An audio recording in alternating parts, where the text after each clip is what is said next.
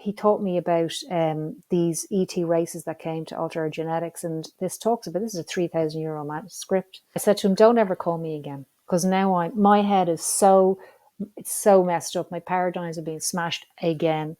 So now I'm reading in a 3,000-year-old, not a channeler from 1988. I'm talking like 3,000-year-old scroll talking about an ET race coming to alter.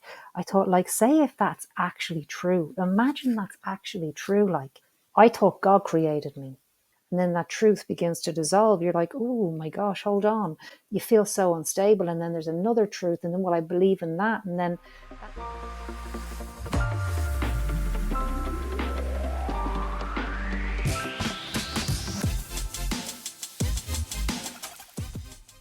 Hey folks, my name is Biba and I'm on Your Superior Self. The Biba frequency has landed in this platform. Biba, thank you so much for taking the time. Well, actually, thanks for having me on. I had a look through your index and I thought, wow, you've had some wonderful minds on your show. Just wonderful, you know. Obviously, I don't know all of them, but some of those faces, I know them really well and I've listened to a lot of them. And yeah, it's just the minds and the consciousness within those minds that you've had on. So you must be like flying at this stage, are you, after listening to all of these minds? It goes into, like, you say index. I feel like at some point, it goes into this like soup almost, and it just, whenever I need something, it just kind of comes to the surface, right? So I have had many moments of inspiration within these conversations, and then it just seems like it goes somewhere in that soup, and then at some point it floats back to the surface, and then it resonates with what I'm doing. So it's weird how things come full circle, especially during conversations with individuals that I've had in the past 2 years ago, and then I go back and re-listen to that episode just to kind of like gauge where I'm at on my path. And a lot of those conversations, I'm cringing the entire time because, obviously, about the podcast and what it takes to create one, and, the progression from your first episode to your 100th and what that looks like. And so I go back and I listen to the earlier ones, which is hard for me to do because I see myself where I was at, and it's not like judgment. It's just like, oh man, why didn't I ask this question? Or, it's helping me improve as an interviewer, but some of the concepts that the guests talk about are very relatable to my life today, and we forget about that. So it's fun to be able to go back and listen to that and see, how I evolved and where I'm at now. And I love your podcast, the Biba Frequency. I've been listening to a couple of your episodes recently, with all the events that have happened in the U.S. that you and I have talked about. And I have to tell you, like, you hold some pretty sacred space on that show. So I'm excited to see where this conversation goes. Yeah, the events are really kind of expected anyway, right? It's not like the unexpected showed up. Well, everyone's been talking about it for so long, right? Yeah, It's like everyone talks about the golden age. Everyone talks about, oh, this is going to happen. And then you're starting to see some of the signs start to happen. And you're like, holy crap, like they weren't lying. This is starting to happen now. It's starting to gain momentum. I think what's important for us to talk about right now is just and I don't know if you're open to this, but like your journey, right? Like to give the listeners and viewers context to who Biba is and where you're at now. Like, how did that evolve? How did that blossom? I know you were a huge Christian at the very beginning, and I don't want to put a label on you or project anything on you now. I would let you describe that, but how have you evolved spiritually and consciously throughout this journey? Well, continuous evolving. It's like just the wheels on a bike. It just keeps going around and around and around. And yeah, I was a Christian. Like, I really was, I was on the street and I was doing the healings and I was, really into what I was doing. And I was doing it because not because I was brought up in that, because I wasn't brought up in any religion, but I knew who Jesus was. since I was a very small child, and he was always showing up. He was just always there. And when I got into Christianity, as in like the whole structure of that church and the Bible study, and I loved it. I was like, wow, here's a bunch of people that know a whole lot about Jesus. I didn't know any of that stuff. I just knew that he would show me things and take me places. But then when I got into the structure of the church, and they would sing the songs, and then they would stop singing the songs after the third song. But it was like, that's when the Holy Spirit was just descending. It's like, hold on, this whole thing is about him. Stop sending buckets around, because it's just the anointing is just here. It's just, let it just sink in. And I got very frustrated with that. It's like they didn't catch it. I couldn't find a church that could catch it, because it was more about the singing and the performance or the buckets or the announcements. And I thought, this is just a business for me. I can't do this, because I grew up in business. I have a business. I know how it works. And then we were doing healings on the street. My friend was like, no, you have to baptize them first. And I was like, stop. Jesus didn't bring a baptism bath around with him, did he? You know, they were like, no, you have to be baptized first. So I realized that I was there for a period of time to understand something. And what I understood was this, that I am unlimited and I am multidimensional. And the structures of certain religions are wonderful to get community and to make friends. And then you kind of got to just keep walking over those bridges, because they're just bridges. Like everything that I've ever done and everything that I've ever engaged with has just been a bridge into myself. So there's all these doors that you pass through, but they're just passageways. Like you don't get stuck in a passageway, because if I get stuck there, that's altered. It's not the full spectrum. It's altered. It's like CBD without the THC. You know, you get a relaxing, you know, do you know what I mean? In Ireland, we're not allowed that, but you get it. You got to just let go of the limitations, because I knew Jesus before I got into the church. So I knew that there was no relationship. They're reading a book and they're speaking in tongues, and they're beautiful people. That's why I stayed. I made some amazing friends. And then eventually I said, right, Jesus, we got to get out of here. So one day we're in a church, and your man's got the guitar and he's doing the Christian music, and Jesus just showed up, and he showed up with a neon sign, and he was like, come on, Biba, sing along. And he was being sarcastic because he knew I didn't want to be there. And I was like, you're quite unbelievably funny. Like, you're a funny guy. I said, I have to get out of here. He's like, well, then no one's asking you to worship me. Did I ask you to worship me? Really? Have I ever said, hey, baby, you got to worship me? I was like, no. And he goes, and what are you doing here? What are you doing here? I was like, I don't actually know. So then me and him even went deeper into him going in. It was like not channeling. That's not the right word, because we're all one. It's just allowing the facet of him to emerge through me and understand my relationship with him. And Trey, it was like all of my 20s and all of my 30s and even into most of my 40s. And then one day I was like, where are you? Like, I haven't seen you in ages. And he's like, I'm not anywhere other than in you. So stop looking for me. I was like, but I miss you. I miss looking at you. I miss journeying. And he goes, you have to grow up. You got to grow up. And you got to know that I am you and you are me. And that's how this world works. And everything I know today, he taught me everything I know today. So he's not a Christian.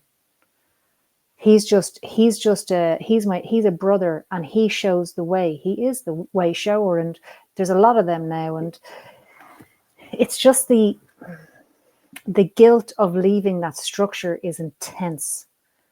The guilt of walking away from something that's been in our culture or civilization for thousands of years, man, that is like the guilt of like walking away, like, will I be punished? Or that took years to filter out. And then I kind of got into meditation again, and the journey's just goes on, Trey, and it goes on to me. It's come back to me. It always comes back to me. it used to always go back to God. Everything comes back to God. Even the whole ET thing, I couldn't get my head around the ET thing. It was like the Nag Hammadi scrolls. Do you ever read some of them Nag Hammadi scrolls? So No. this is like before what's going on the internet now. I remember a friend of mine, a guy contacted me from Chicago, and he said, listen, I've been watching you on YouTube. It was called the God Talk. So I'd make videos and talk about God. And he goes, you got to get out of the church and you got to meditate. Just get out of the church. There's something about you. You just got to get out of that structure you're in and learn to meditate. And he taught me how to meditate. And for the first 2 years, it was like black. There was nothing. I was like, I'm not getting anything out of this. This is like, he goes, just sit. Just sit, just sit. He goes, you've put the black curtain there and you can take it back. You just have to sit with yourself until you're ready to explore yourself. And eventually he trained me and he said, I want you to read the Nag Hammadi scrolls. So I read The Origin of the World, and I said to him, don't ever call me again, because now my head is it's so messed up. My paradigms are being smashed again. And it was just a lot to take on, because when you keep holding on to something as a truth, and then that truth begins to dissolve, you're like, oh my gosh, hold on. You feel so unstable. And then there's another truth. And then, well, I believe in that. And then that gets all. So now I don't believe in anything. I have no belief system. I'm just very open. And I don't get shocked, or I don't get upset if it just, I just kind of go, it just is so transient. And he taught me about these ET races that came to alter our genetics. And this is a 3,000 euro manuscript scroll. And I just don't know where to park that. Where do you park that? I thought God created me. So now I'm reading in a 3,000 year old, not a channeler from 1988. I'm talking like 3,000 year old scroll talking about an ET race coming to alter. I thought, like, say if that's actually true. Imagine that's actually true, like. And then for 2 years, I was very disturbed. And then I just kind of thought, well, what's the big deal? Like, what are you so like, what is this? Why is that such a big deal? And then I thought, right, okay, well, maybe we are. And then let's look into that. And so doesn't it, the wheel just keeps going around and around. And now I just know this. I just know this, that us lot, we are, the golden ticket in the Willy Wonka movie. We are it. We are we are divinity itself, and we are the whole universe. Like, everything we are looking for is what we are already. And all of the things that we're looking at and that we're engaging in and curious about are only reflections of what we actually are. That's why we're interested. So if you're interested in something, you're interested in it because it's something in here is attracting it in, because it's already in there. There's nothing new going to come. The only thing that's going to come into your awareness, your field of awareness, is what's on the inside. So if there's a whole lot of weird stuff showing up, you got some cleaning to do. And if there's a whole lot of beauty showing up, it's like, yeah, you just keep doing what you're doing. And the whole ET thing, I attracted that in because for some reason I'm intricately connected to that, as are all of us. And now I just know that the whole awakening and the remembering and the spiritual awakening, that is awakening to what though? You're awakening to the fact that if you just be with yourself and feel what you are and communicate with what you are, you can communicate with plants, animals, crystals, like everything is alive and everything is always communicate. I communicate with everything. So now I just know that everything is consciousness. And when I did the work on myself continuously, it just gets clearer. The signal, the ability to communicate gets clearer. It's like a radio. So you just can't quite tune into that song that you just love. It's like the more work I do in myself, not out here, but in here, the more that signal becomes very clear. And then it's just so obvious. Then you're like, wow, okay, I am that. Right? Yeah, exactly, Trey. You see, you're on it. There's no denying that. I love where you're at. I think, you and I have had a couple of pretty deep, intense conversations, and I think it's all true, to be completely honest with you. Like all the theories, I've had conversations with so many people about the story of Jesus, and there's like five different Jesuses, like stories. One is about, there's, if you look at, just go on the internet and research burial sites of Jesus, and there's like, there's a burial site in India, there's a burial site in Japan, there's all these different burial sites that claim that Jesus is there, right? And I think like the Mandela effect has a huge play on that. I think we all experience different realities. I think when we come together as a collective, we agree on what reality may look like. And so it looks like you and I agree and have a belief that this is what this experience looks like. So we experience it this way. But when we go our separate ways, we experience reality totally different.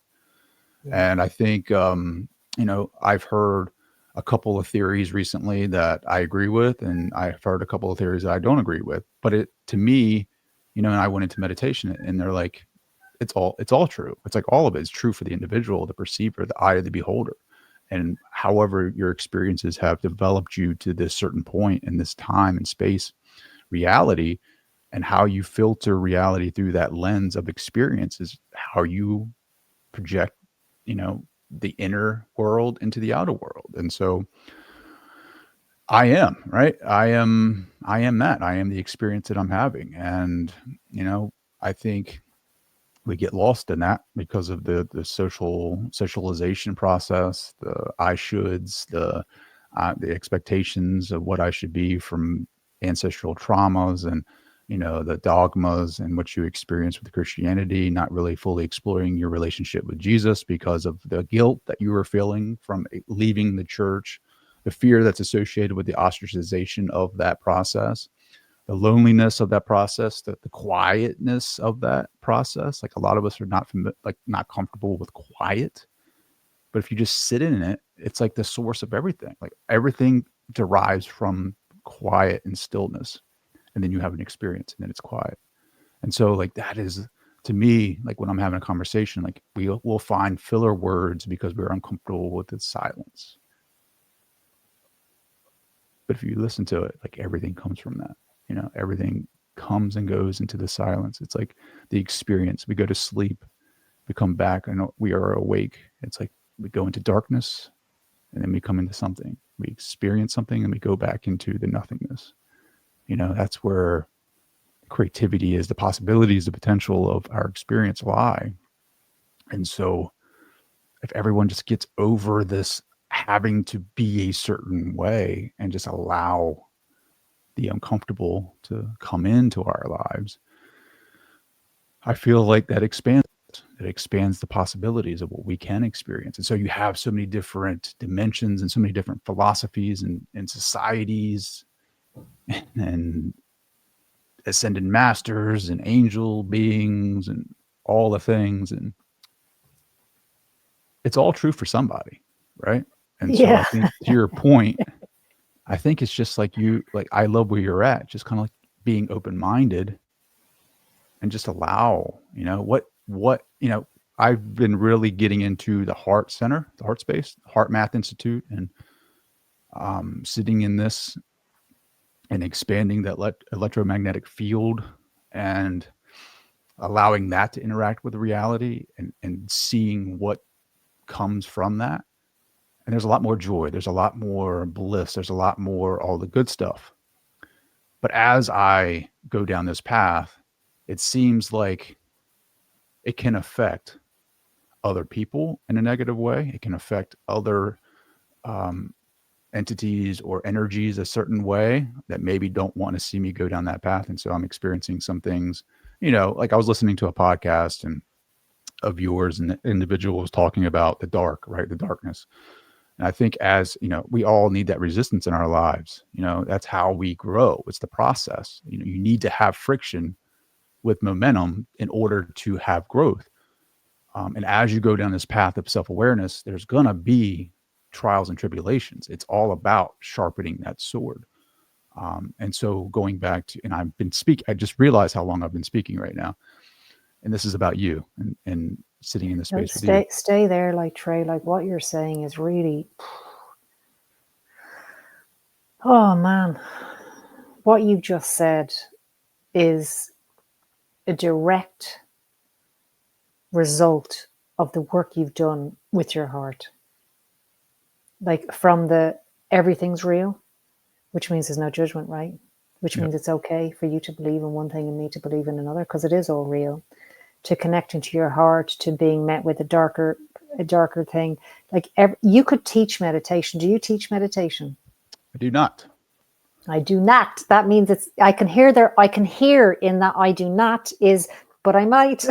I It'd can be hear the interesting. I think potential. I would love, I think that piques my curiosity into like what I can teach. I've been toying with music, and our friend Tommy Ellis, he has turned me on to different music that hit at a different frequency or vibration, and then pairing that with uh, awareness around the heart space with um, high emotions of gratitude and joy, melding the two frequencies together and having just this sitting in this space, this sacred space, and experiencing that has created visual effects in the mind's eye that have been very powerful and transformational in my development of just how can I share this knowledge with other people? Like allowing, not like, I'm setting the container for that,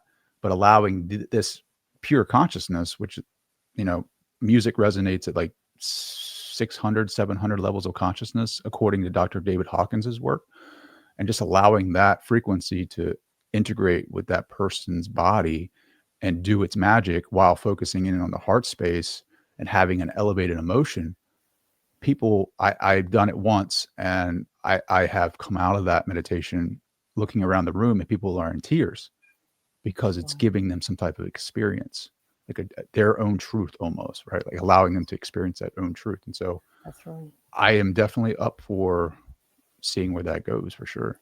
Yeah, because when you listen back to this, if you do listen back, just listen to what you just said there. When you were talking, I was like, if you were to have music and you saying that what you're saying, because a lot of people don't want to meditate because there's a connotation to it. But music is the way in. It's a frequency that opens the heart. I know I listen to a piece of music, I'm instantly transported. And so I seize that transportation to create something or to engage with something. So if I listen to a piece of music that's emotional, and I don't mean sad, because I used to do that because I had a lot of depression when I was younger. So sad music would just emphasize the sadness. But now I just don't do that. I listen to different types of music, and when I listen to those pieces of music, I learned to just regulate and recalibrate my body into a state of bliss and a state of joy by just listening to a piece of music. So I listen to it and I'll go in, or I'll just sit and I'll just allow that music to just absorb me. I won't be distracted. And I think music is actually, the way to access people who don't have any other kind of spiritual practice. It's just a very easy way for people to feel into their heart, like you Yeah. just said. Well, it's also funny too how when you're watching a movie, like, and they play that inspirational cinematic part of the orchestra or song selection, how much you feel that moment in the movie more. It's like the efficacy of that moment is strengthened because of the music, right? Like Interstellar, for example.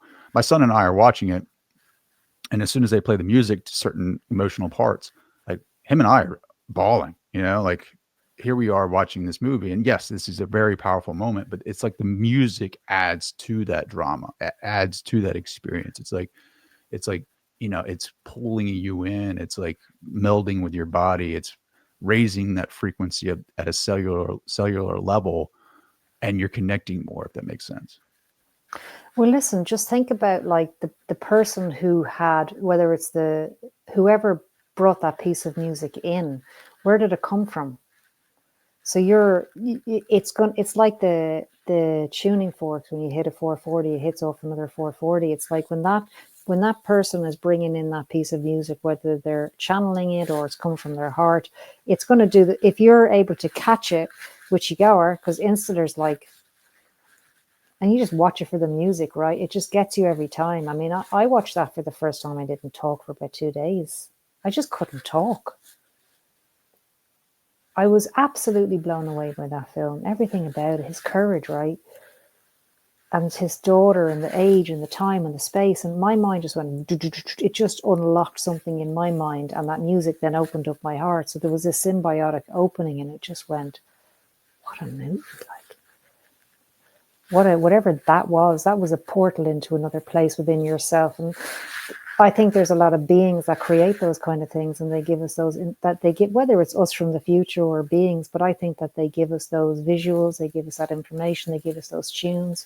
We're just constantly bringing stuff down from the quantum realm, from the unified field into this 3D space. So whoever's catching that can bring it in. So if I'm really good at playing the piano, well, I'm going to catch tunes. Or if you're really good at talking, you're going to catch a concept that you'll be able to articulate really, really well.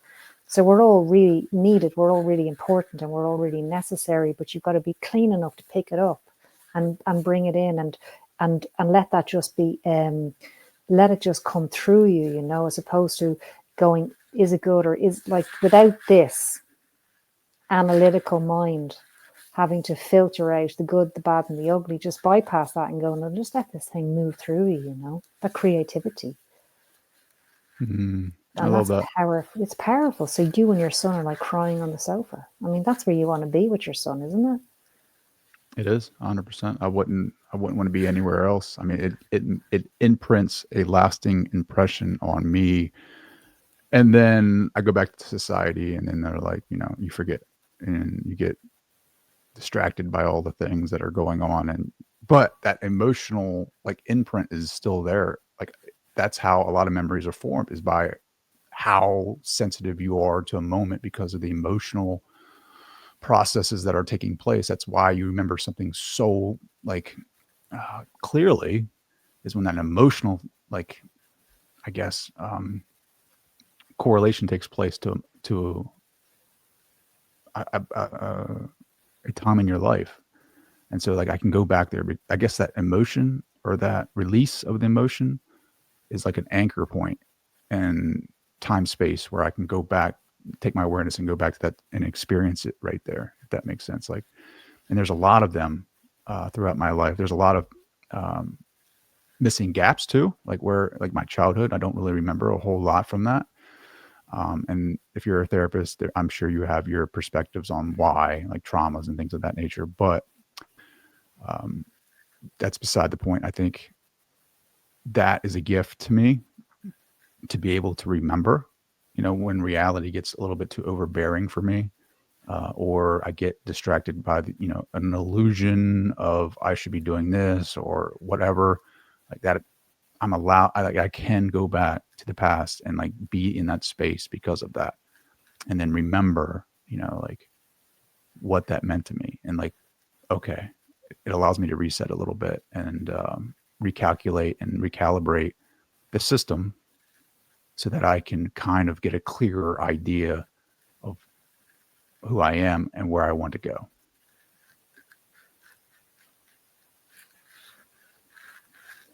Yeah, exactly.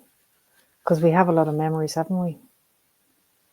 You got to work on the painful ones, though. You got to remove them, because when we have those painful memories, you know, they're just, it's like the candle that just never goes out. It's always going to attract something to it similar. It's the painful memories that you got to learn to forgive. Forgiveness is, it's fundamental, and it's not forgiving them to let them off the hook. It's forgiving them so you're let off the hook, so you can fly and be free. Because how can you experience real love when you're holding hatred in your heart? You can't. You can't have this and that at the same time. And I had an experience. I was in a place called the Don Carlos in Spain a few years ago, and I was meditating, and it was like in the morning. It was 7 in the morning, and I was out at the front, and it was on the beach. Sounds idyllic, but you know, that's where I was. It was idyllic. I was meditating. I was doing this Joe Dispenza meditation. It was one of the long ones. Put the earphones on, put the eye mask on, and immediately I was taken out of my body, and I was flying over this space. I don't know, you might call it a new earth, but it looked like a world. It looked like a world or a big forest or it looked like a world of green. And we were flying over this, me and this big bird.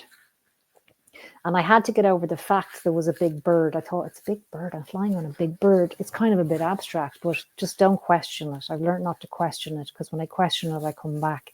So we're flying. And I said to this bird, where are we? And he goes, this is your life. And I was like, okay, well, can we zoom in? Can we zoom in to my timeline and see? And he goes, yeah, we can zoom in. We can. So we went in, and he said, I'm going to show you several memories. But remembering, before we went in, he was elevating my frequency. So I was based in my heart, and I was in love. I was love. I was just permeating love in that moment. So I was experiencing love. I was in an altered state of consciousness of love. And he's with me, whoever he was. And then we went into a memory. And in an instant, I saw my entire timeline. So I understand timelines now because I've seen it. And I had an incident when I was 2 and 4 and 7 and 8 and like 18. And they were all painful memories, right? And the first one was something happened, let's say, and then I got to see it from the person's perspective, and I got to see it from my perspective. And then the next memory was I got to see it through my dad's eyes and my eyes and my mum's eyes and my eyes. And then he said, listen, everything that ever happened to you, they did those things because they loved you so much. That was their only way of knowing. It was all comes from love. So when your dad left, he loved you that much that he had to leave, because he couldn't be in that relationship or whatever. So I got to see it. And then it said, right, when you see yourself like this, and when you see through the eyes of those, and you don't judge them anymore, you're seeing through their eyes, and actually that they loved you that much that whether it was dysfunctional or not is irrelevant. That was an act of love. You perceived it as a dysfunction. It was an act of love. And he said, when you forgive that, every single one of them changes up until this very moment. So your past is today, how I view those incidences. If I view it from love, they're all recalibrated into zero convergence, like neutral. And so I was just like water just coming out of my eyes going, I've always been so loved. I was never abandoned. I was never forgotten. I was never left on my own. It was all love, and I just saw it, and they healed my whole timeline. So today I'm very aware of every thought I have about a person or a circumstance will affect my timeline.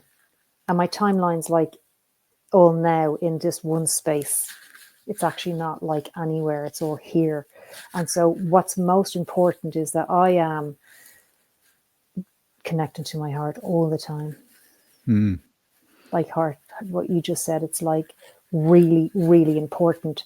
And because it's not just me, it's my daughter and my mom and my dad and my brother. It's all of them.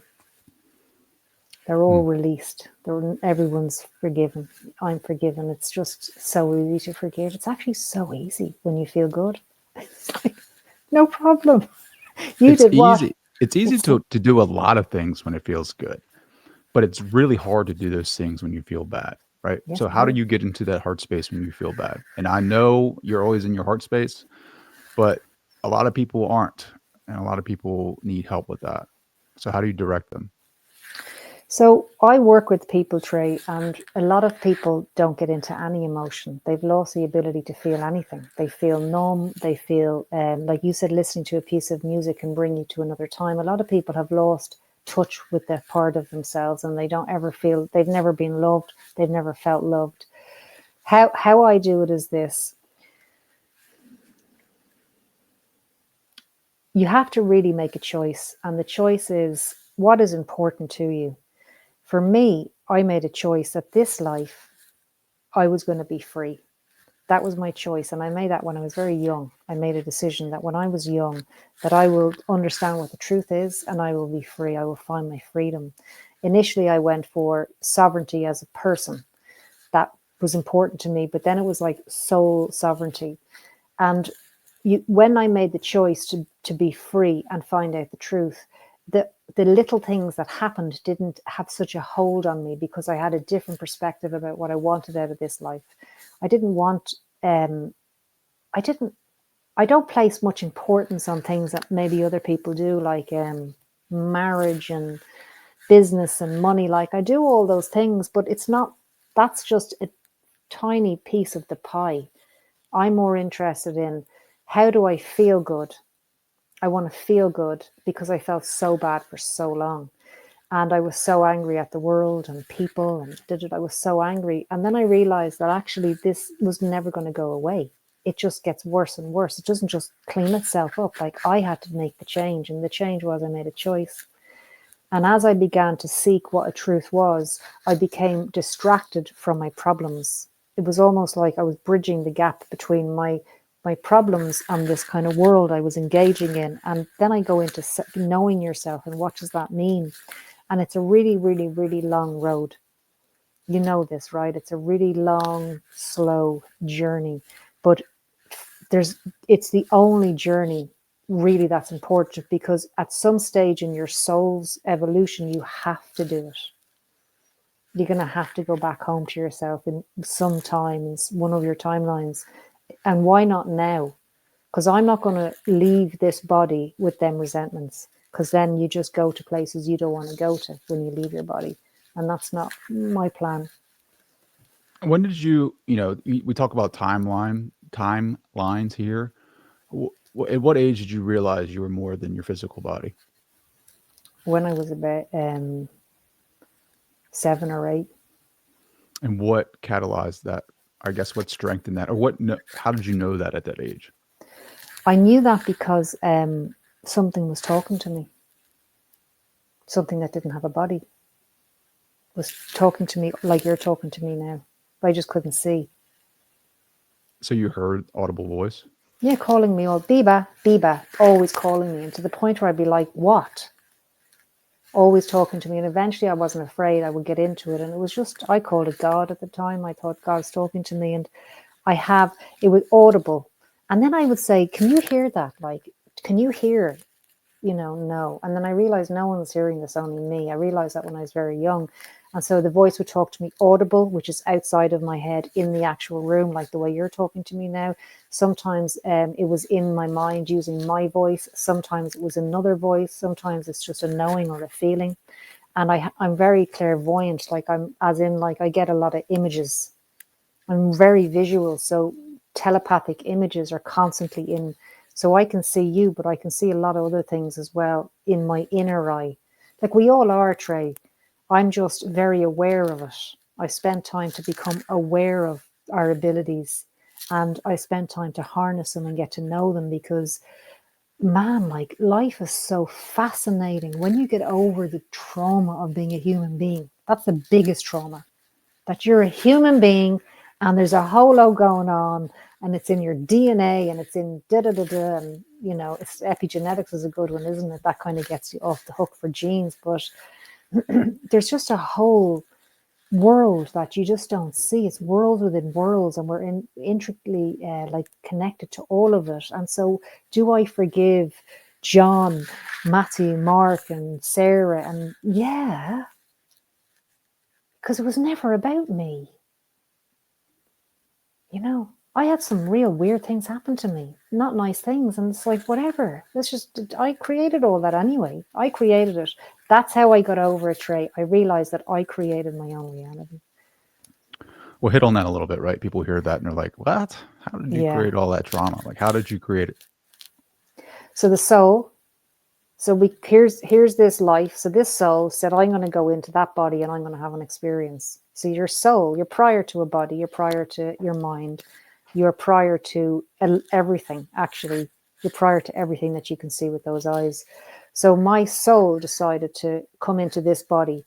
And it decided to come into this body at this particular time that the earth is going through an enormous, monumental shift in frequency, because it knows it can hold it, and it also knows it can witness it, and it can contribute to it. It knows that. I know that. But I didn't know that when I was younger, until I realized that my soul came into this life and it decided to have all these experiences. And in order to get to know what I am and who I am, I had to go through all these experiences in this life. And when I was about, I had to get over all my belief systems. That took the longest time. The guilt, the belief systems, the programming, all of that stuff. And I began to really open my mind. I realized that I created all of this. So I actually have to thank the perpetrators. I have to thank the so-called enemies for escalating me further, further. And I realized that we create all of it. So if I created all of this, then I can create something different. I can create another reality for myself. And that's what I've done. I've created a whole other life for myself. Now I look the same and I have the same name, but I'm a walk-in as far as I'm concerned. I'm a walk-in of my higher self. I'm not anything like I used to be. No, I was an animal activist. I was a Christian. If you don't love Jesus, you're going to hell. That's just the end of the story. Boom. And now I'm like, it's like, Trey, it's like a walk-in experience is all I can say. I just feel good. I love life. I'm completely intrigued by the possibilities of, like you said, like what else is there? How much more can we experience? As experiencers, it's unlimited. So let's move our limits. And then, well, what are my limits? Yeah, exactly. You know what I mean? Like, let's move our limits. And I'm all about expanding my awareness. How do I expand my awareness outside of everything that I know? How can I create the life I want? If I'm so programmed to think a certain way, how do I get above all the programs that are known in this reality to create something that's never even been seen or known before? Like, how do I expand my consciousness? So I spent a couple of years doing that with a guy, actually, and he's brilliant. And he would say, right, we're going to go in. It's called trance communication, but it wasn't really anything to do with trance communication.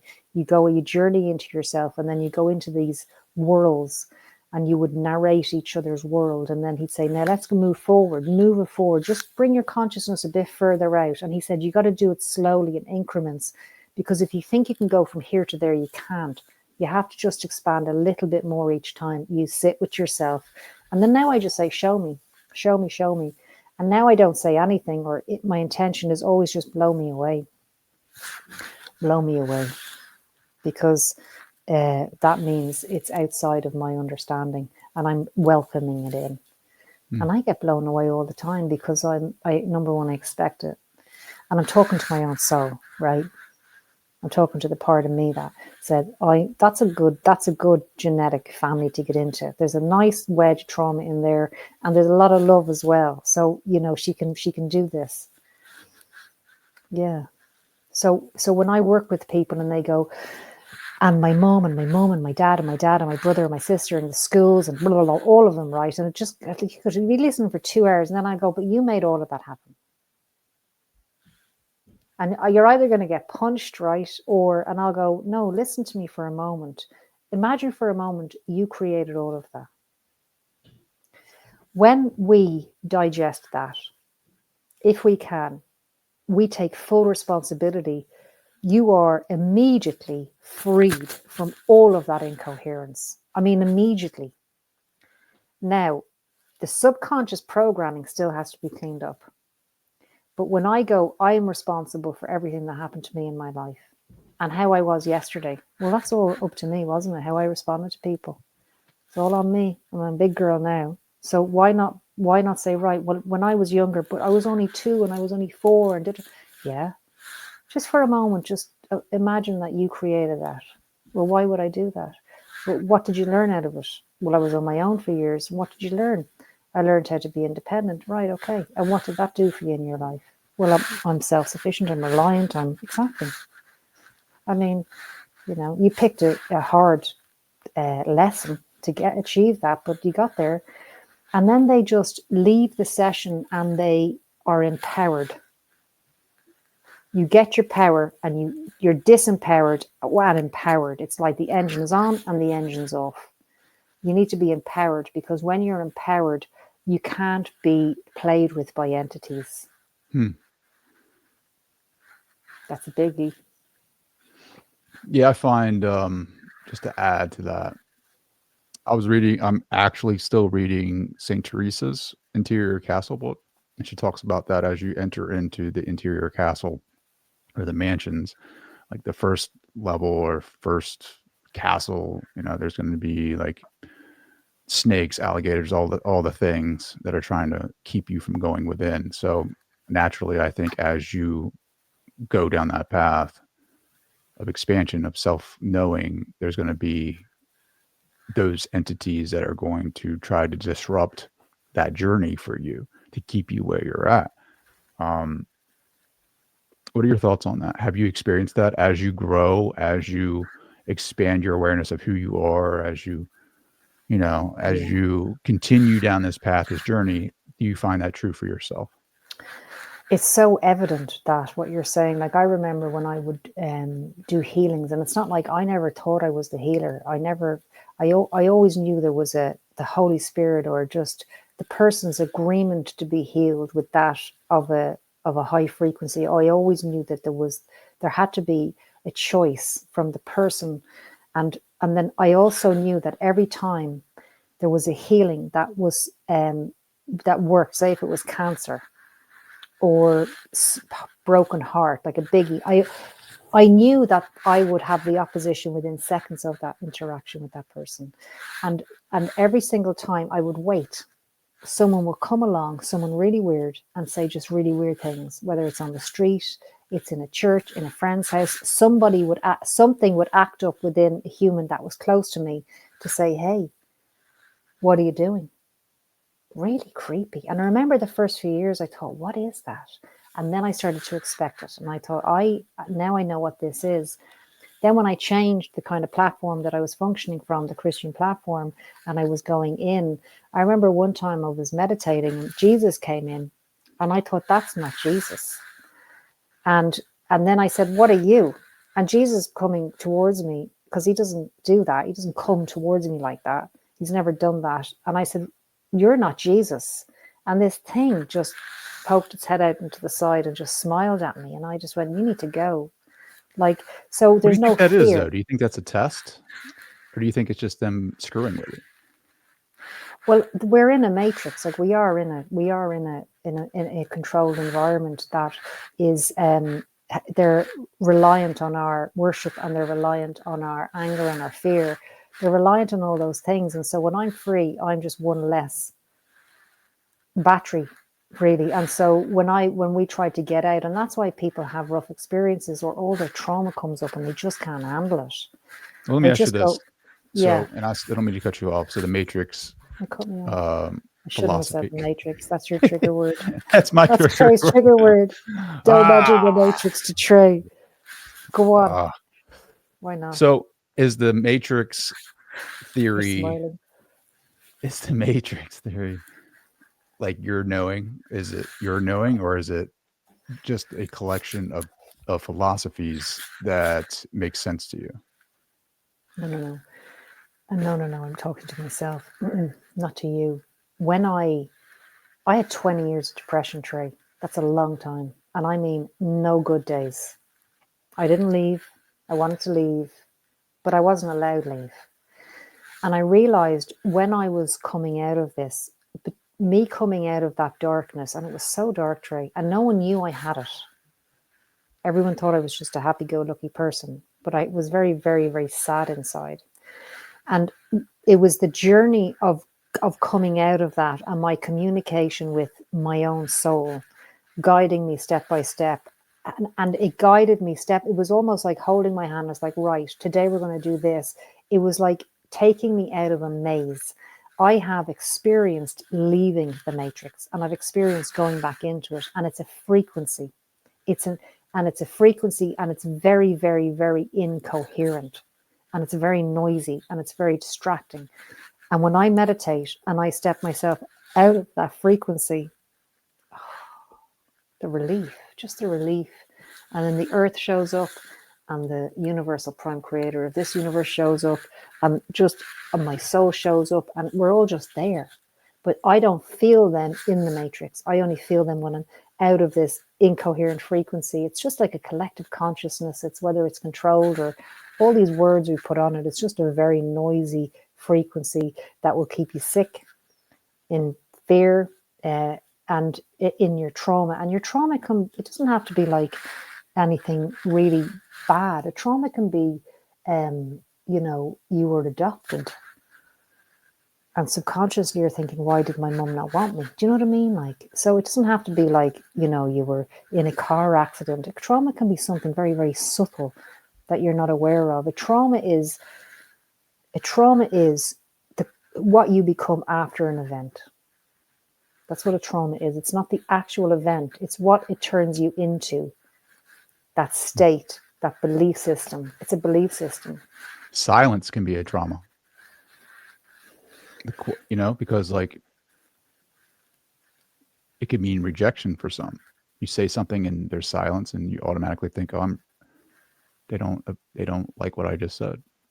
Or you go into a room and you say something and it's silent, and we're like, "They don't like me," and it has nothing to do with you. It is just it's silence, and so it can be perceived as a trauma. It can be a trauma for some. But I think, as far as the matrix, and this may sound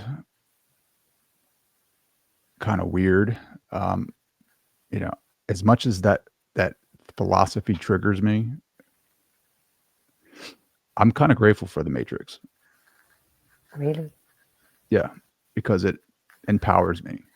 Wow. It allows me to be the full potential of who I am. Like, if I can escape the matrix, I can do anything, right? It's like you talk about your traumas. You talk about all the depression, the 20 years of depression. It sucked for 20 years for you, but look where you're at now. Yeah. You think about all the incarnations that you have to go through in this matrix.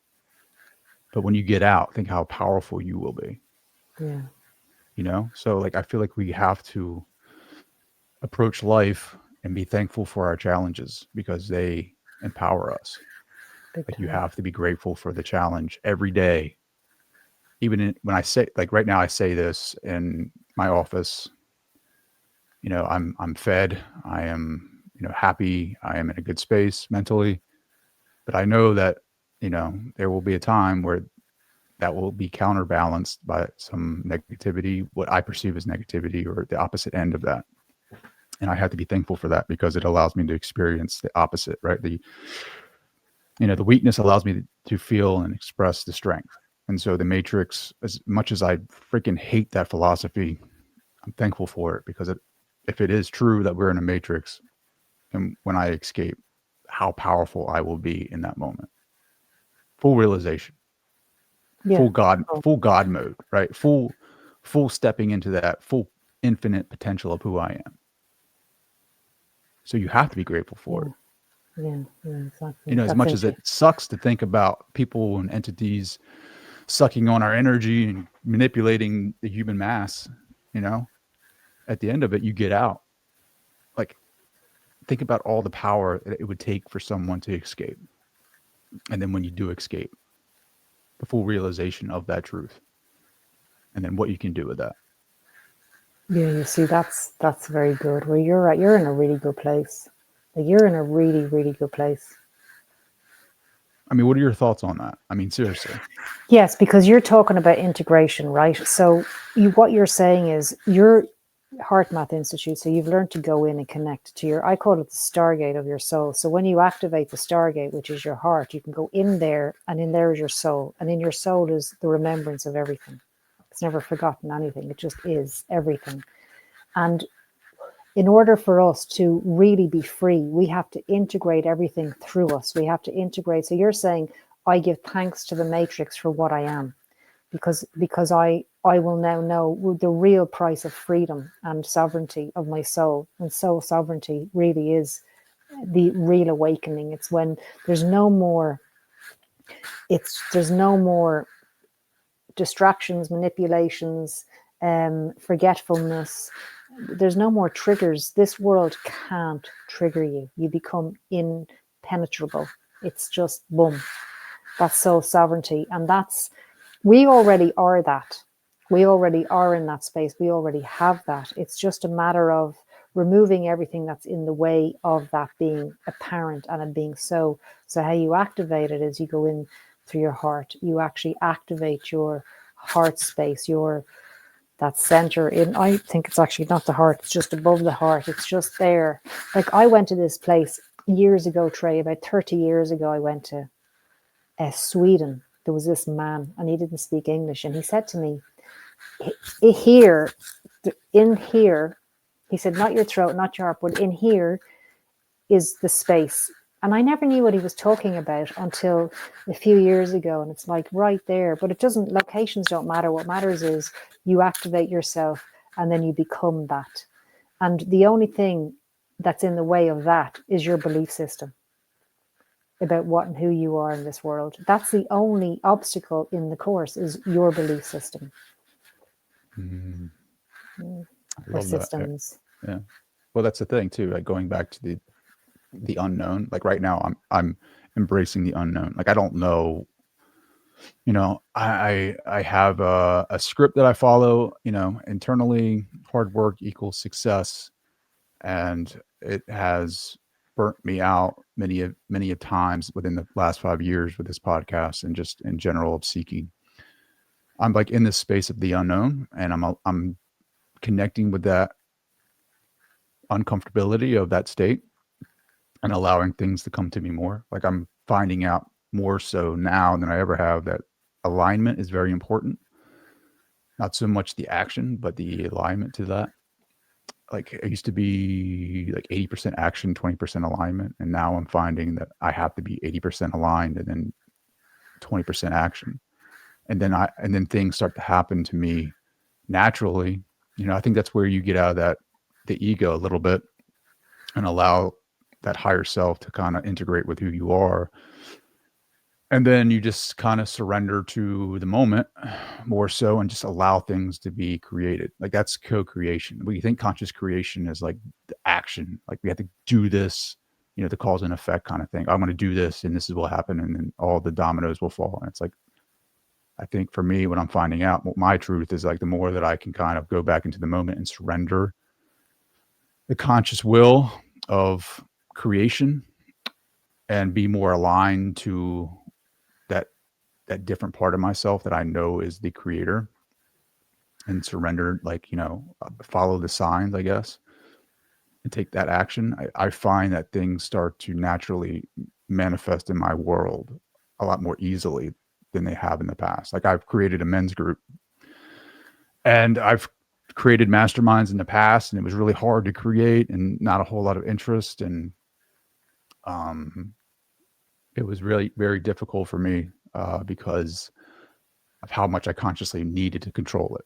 But I've created this men's group now, and it's naturally evolving, like without me even having to do anything. Like people are very interested in what we're doing, the meditation, the breath work, the online community aspect of it.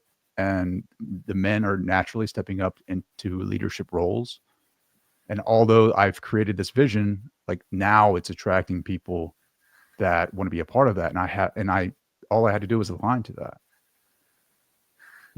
like, so I think to your point about belief systems, we believe so hard, it's like so wholeheartedly that we never get outside of like the barriers and the neural networks of what we've created to get into the unknown, to see the possibilities. We don't put ourselves in that realm of creativity, of potentiality, because we're so scared of what we could lose, right? That human nature aspect of us that is so grounded and secure right now in this moment, and within our homes, with the bank accounts, how we evolved to this space, how we evolved into this moment because of the things that we have. But if we want to transcend into something totally different and magnificent, I have to be something totally different than what I am now. And that means I have to let go of all my expectations of how I, all the expectations that have been created to get to where I'm at now. If I want to transcend this state now, transcend, or if I want to, become something new, like I totally have to change. Like I totally have to allow the unknown to come into my life and embrace the unknown.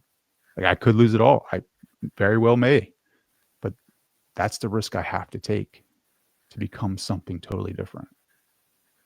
And I hope some of this makes sense. Yeah. See, that's your higher self talking. Your higher self's been talking actually ever since you logged on here. So yeah, no, I mean that, Trey. This is important because people talk about the new earth or the golden age. What is it? It's a state of mind. It's a state of consciousness. It's a frequency shift in your consciousness. And it's the unknown. And here's the unknown. Like I've spent a lot of time going in, and then I realized that I am the unknown. The unknown is me. It's just me. I'm going into myself. And in there is everything that I need, everything that I'm looking for, everything that I desire, everything that I'm craving is in the unknown, because that's where I am.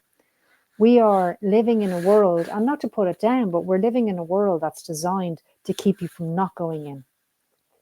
Where it's so much stimuli and consumerism and fixation and sex and drugs and partying and apps and scrolling, and movies used to be John Cassavetes where you'd have a 30-minute scene, and now it's 3 minutes is too short, and now 3 seconds. The editors have had to change how they edit films because people's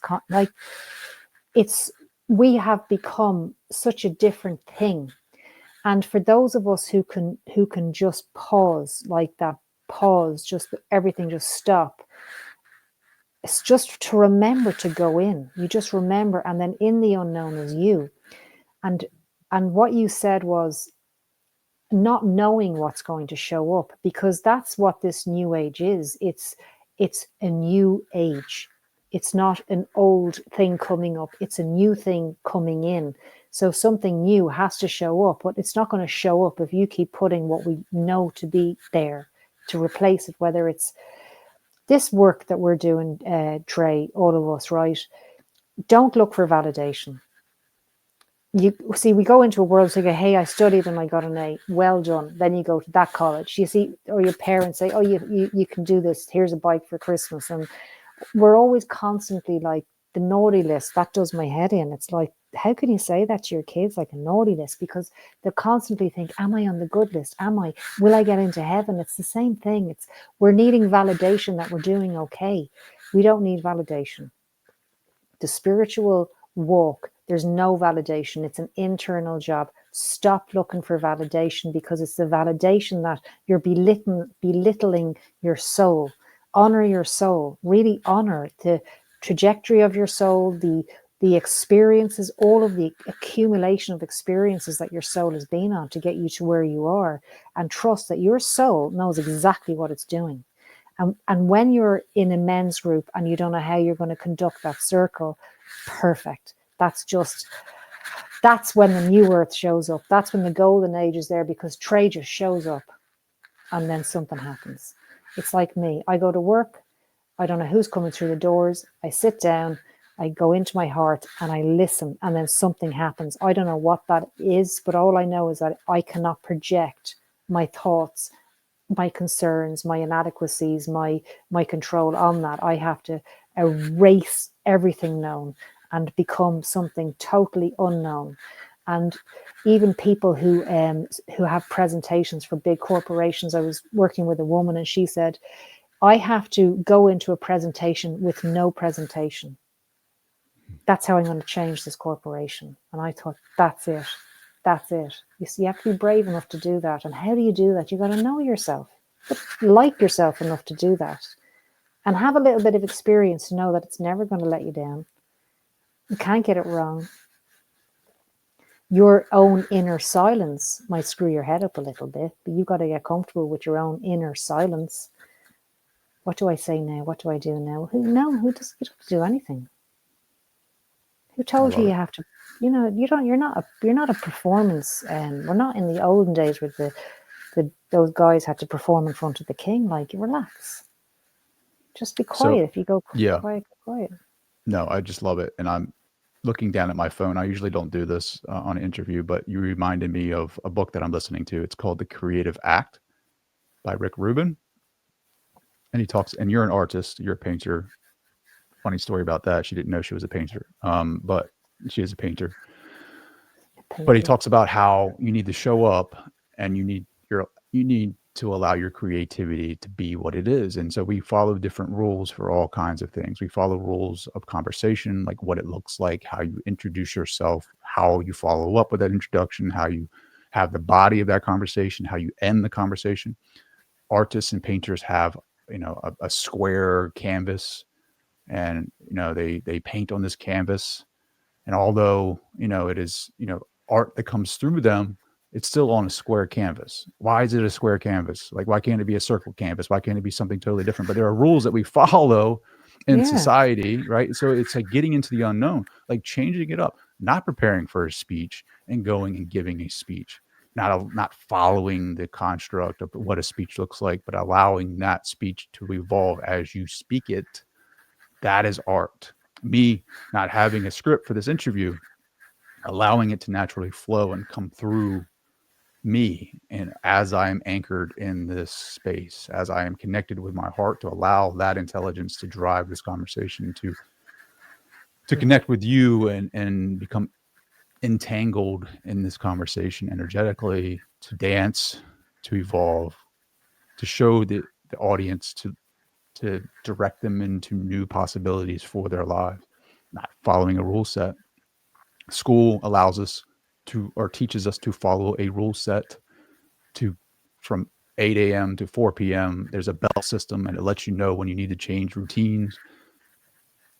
And then we carry that over into the workforce. And then we have lunch breaks, we have all the things, conference calls, and blah, blah, blah. We got to show up on time. We got to do all these things. Get outside of that into the unknown and to connect with that energy of the unknown. And then you connect with something, a new possibility for yourself. And again, I don't want to say what that possibility could be, because then it puts limits on that. It's like God, the word God, the God of, when I say that, it fragments that. It fragments God, because now everybody has this preconception of what that word means to them. mm, We have to admit to ourselves, we have no freaking idea what God is at all. Like, we have no concept of what God is. We say no, source. I don't know what that is. And yeah, when I try to put it into words, I do it a disservice. yeah, That's why a lot of experiencers say it's ineffable, because the yeah, words don't fit, the colors don't fit, the sounds don't fit into this narrowness of what we have created, the rules that we have created. And so when you can allow yourself to feel the guilt of leaving the church, and you feel the fear of being ostracized by your social groups, to experience an unknown possibility, that's where the magic happens. That's where you experience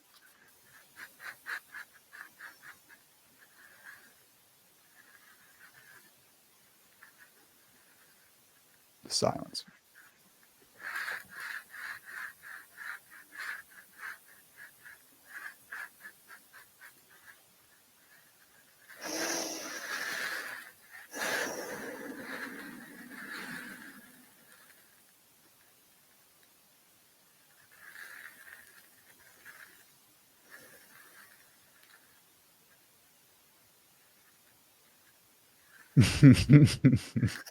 I'm talking to you in your mind. Can you hear me?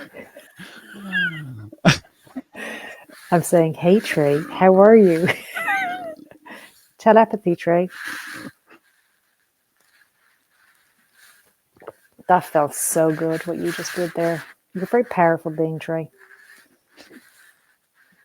Like it or not, you are very powerful. What you're going to do and what you're doing and what's moving through you, and the uncomfortableness that you've just been sitting through, that's shifted.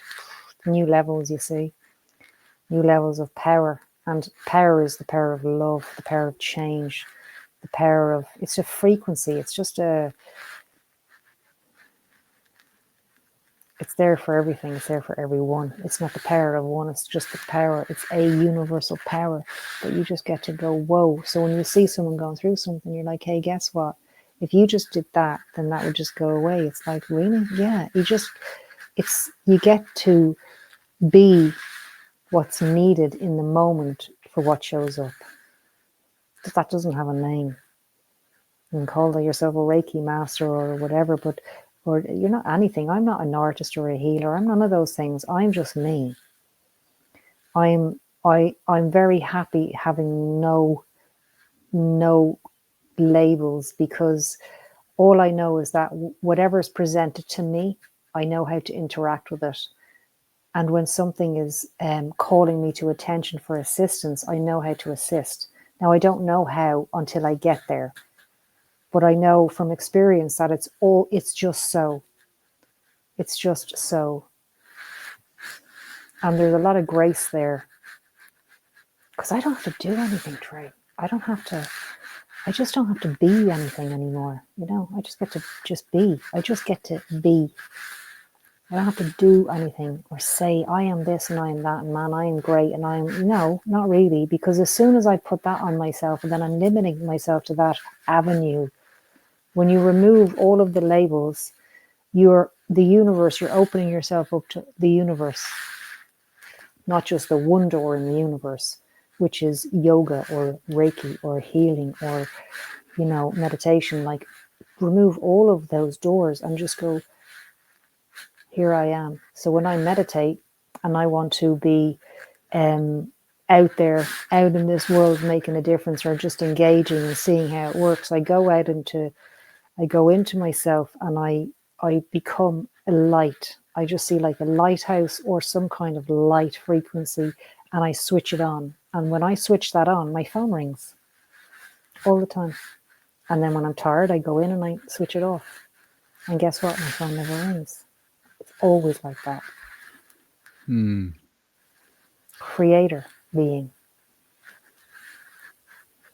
I love that. Oh, there's so many questions that I have for you. Is there, though? Yes, there is. I love the silence, Trey.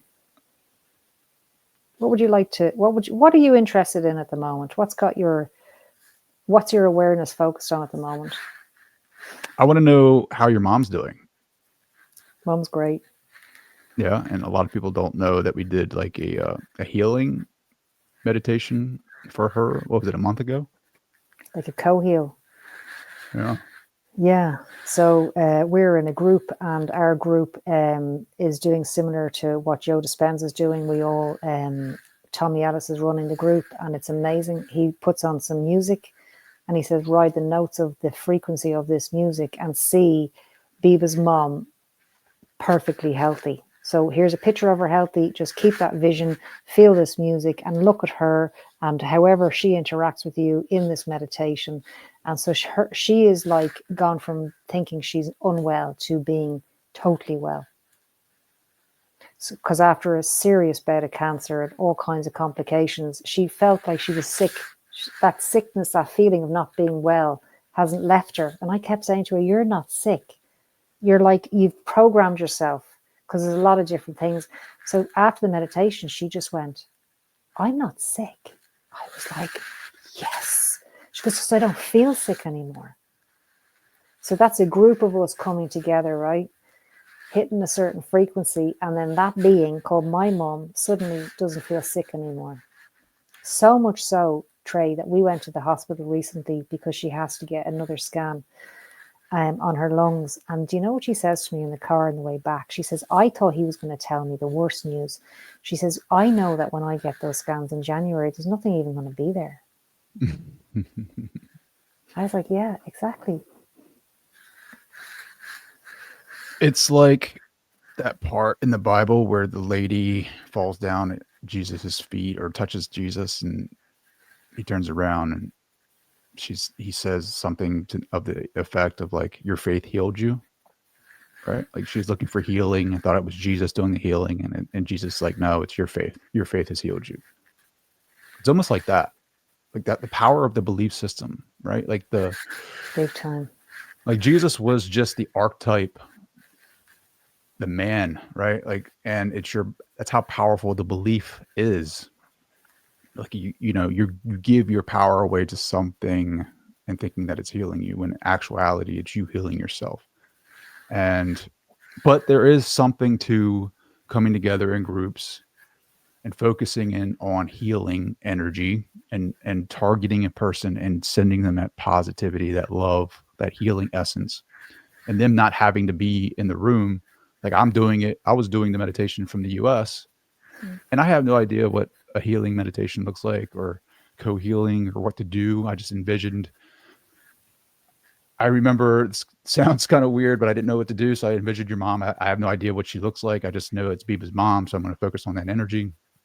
I'm going to put my hands out and I'm going to send love or energy or light or whatever that looks like, to her. And I had no idea where to send it. So I was just sending it to her entire body, her chest area.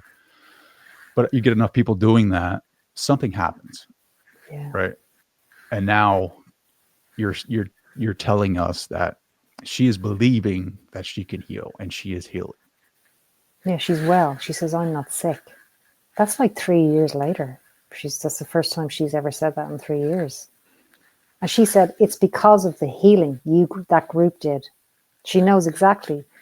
She is like going, whatever that was, it worked. And so there's a lot of power for us to be. See, you don't have to know what to do because your soul knows what to do. You just close your eyes and trust.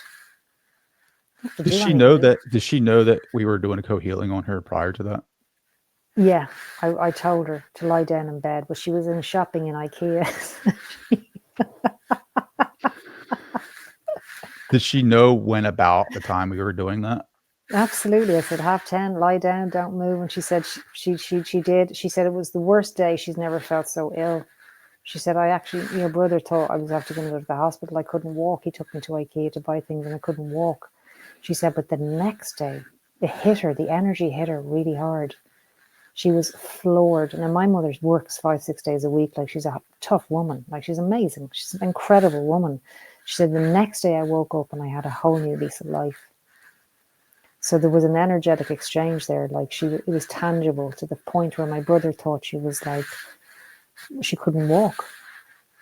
She was that tired. And then the next day she was in her car at 8 o'clock going to work thinking that I just feel so good. That's enormous. That's an enormous shift. I always wonder about that, right? Because if it is the belief, if it is the faith that we can heal, I wonder if, like, what is it about us sending that healing energy that changes or shifts that belief?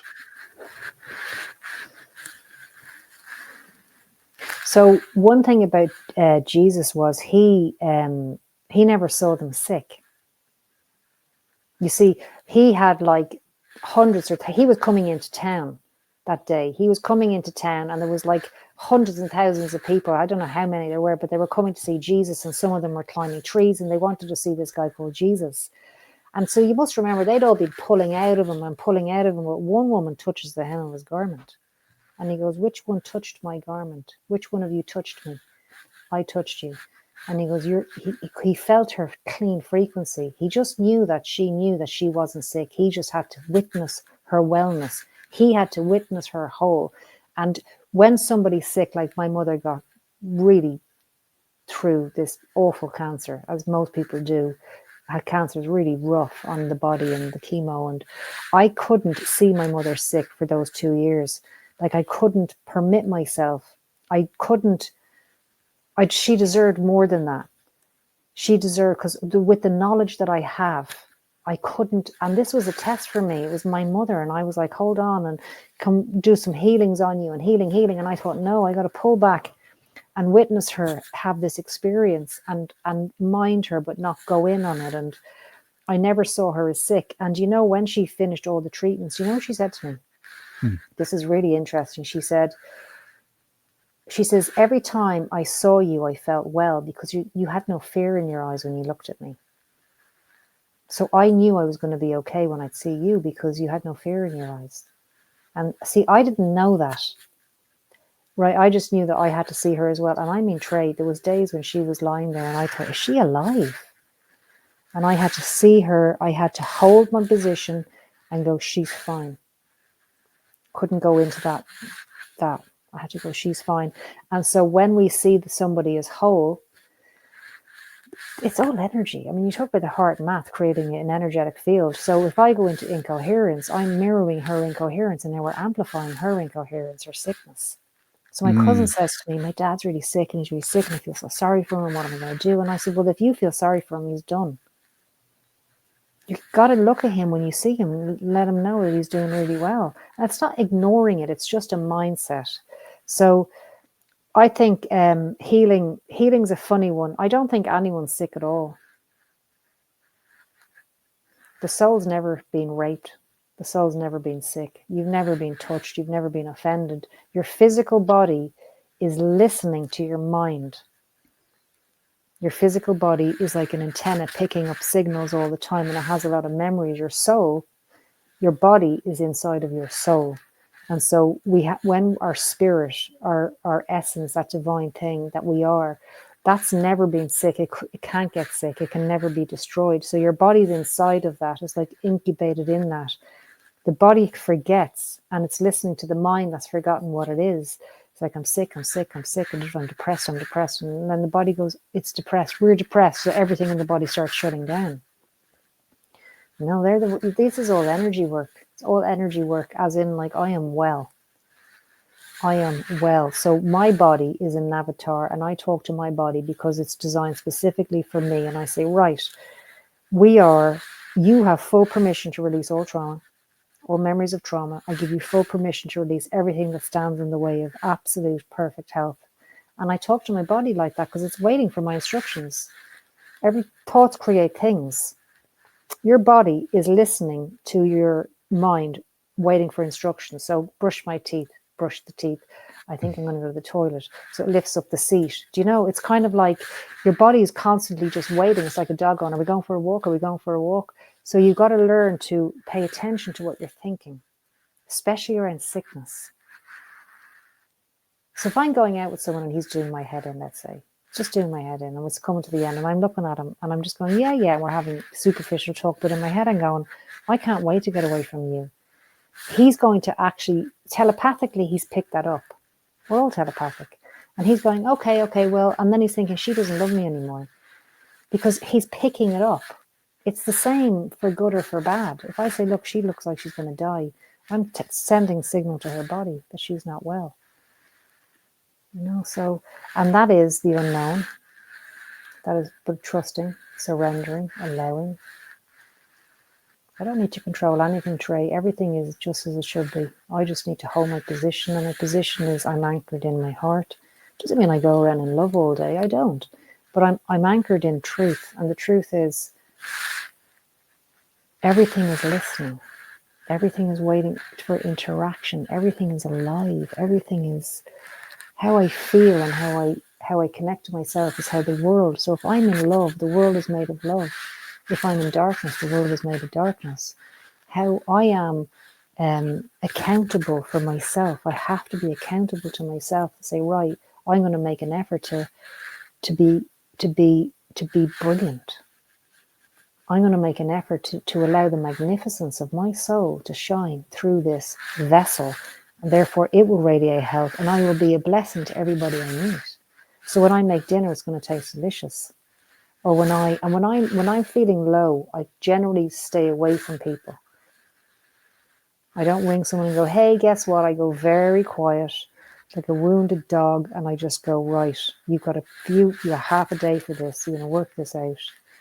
I don't leak it everywhere and start looking in the news and the alien invasion. I don't go down that road. I go in, I take accountability. I go, right, something's moving through me. What is it? If I don't know what it is, I just eat some chocolate and just wait till the next day, and then I'm clean again.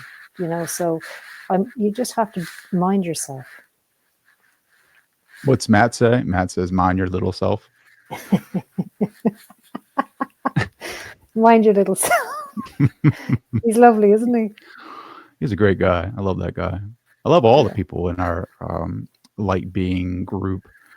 Mm. light being meditation group. Um, it seems like the energy is very clean there, and it is very supportive. I mean, what we're trying to do, and I think the online satsangs that Tommy and Rachel put together are. I mean, I'm online.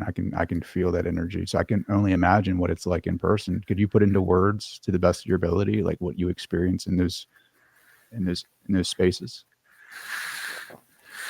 So the last satsang was an in-person satsang, and that's the one you were online for. Um, I just closed my eyes for the whole experience because my eyes will just distract me by everybody, and I'll be picking up all kinds of different things. So I just closed my eyes, and the moment I closed my eyes, I was taken to a place, and this place was a kingdom, and we were up in this kingdom, and there was different kind of we were in a frequency place. It was a high frequency place. The line beings came in, and then we morphed into line beings, and I thought, there's our connection. And this kind of sounds out there for a lot of people, but to a lot of other people it's very normal. And we are connected by all these different races, and all these different races of beings have got different skill sets. And it's like inside of this walled area is all of us, and we all have different skill sets. And then there's gatekeepers, and there are these line beings, and some of us are those line beings, and we're all equal. It's all about equality, but it's about holding this frequency of truth and love. And anybody who comes through us and to us for whatever reason are going to come into that space, and that's a very, very, very, very sacred place. And that's the kind of place where they will get to know who and what they are very, very quickly. And it will clean up a lot of the debris that they're carrying. So there's 52 of us in that group. So there's 52 beings being activated, fully activated in the power of what they are, with their own star families. And then through that activation, everybody who comes through my doorway, and everybody comes through your doorway, and everybody who comes through those 50 other people is going to be activated. So they're silent transmissions. I was just blown away by the power of it.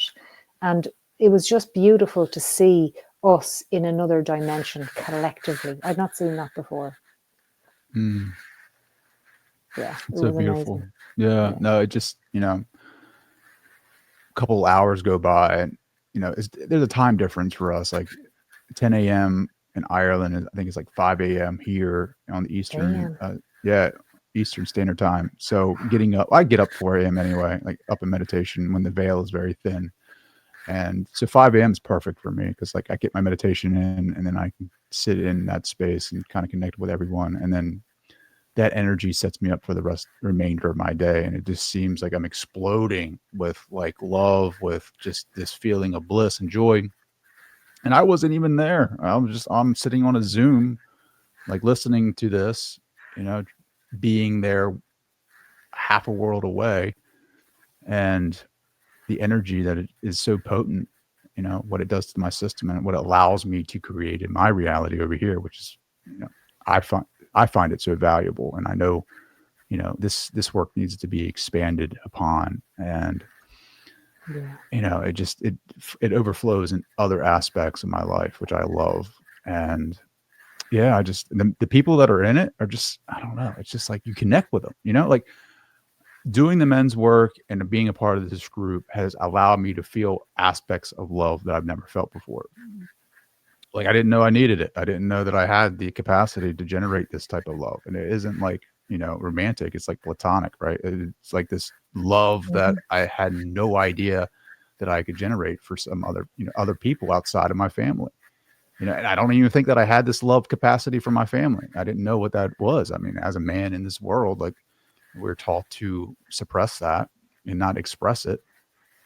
Um, and then when your heart center opens and you start generating this frequency that is unbeknownst to me, like it kind of rattled me a little bit because I didn't know what that was. I was listening to Paul Selig channel in person like 5, 6 years ago, and my heart center opened, and I was drinking a beer, and I was like, I had one beer, and I was like, what is going on right now? Like my chest is on. Right. I looked at my wife. I was like, my chest is on fire, and I'm just drinking one beer.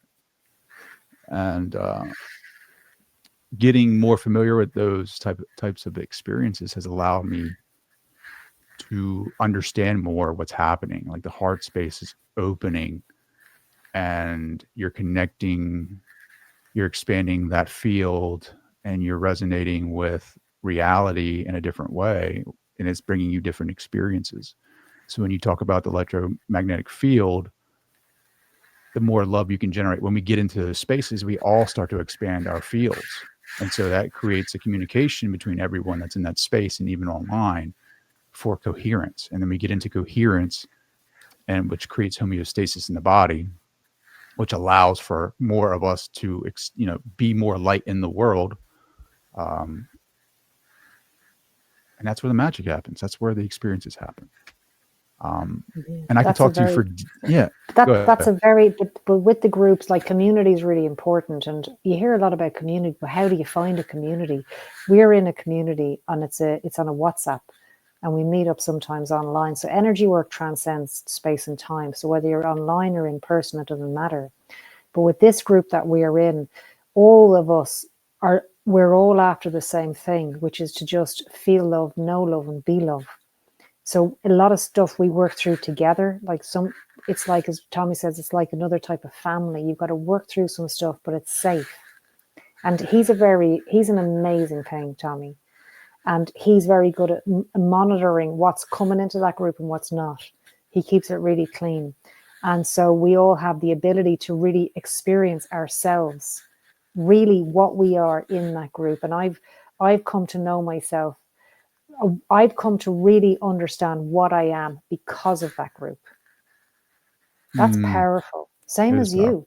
Yeah. That's powerful. Because then you've got all these witnesses, you see. You're not on your own. You've got everybody. We're all doing the same kind of thing. And it's like, these people are excelling, these people are falling behind, and then they're up, and it's like, wow, and they're then doing this and they're doing this. And you're thinking, we're all creating an energy field. And in that energy field, we're all being called to stand up to what we actually are and step down from what we're not. That's what that is. And it's extraordinary. And for the first time on last other week, I saw it multidimensionally, and I was just speechless by what I saw. I just thought, whoa, this is actually what's really happening in this group. I was so humbled, Yeah. So, Trey, we're wrapping up. You're wrapping it up, baby. I'm wrapping it up. The Biba frequency joining us here on Your Superior Self. The Beebs, It's me. bringing all the love and the heat to this center for sure. Biba, how can people find you? BibaFrequency.com. I love it. Thank you so Yeah. much for joining us and expanding our heart spaces. I can't thank you enough. I love our conversations, and I can't wait for our next one. Listen, keep it real. And I'm going to get my own podcast up and running again. I took a break, and I'm going to get you on, Trey. I'll be there. Good. I look forward to it. Until next time.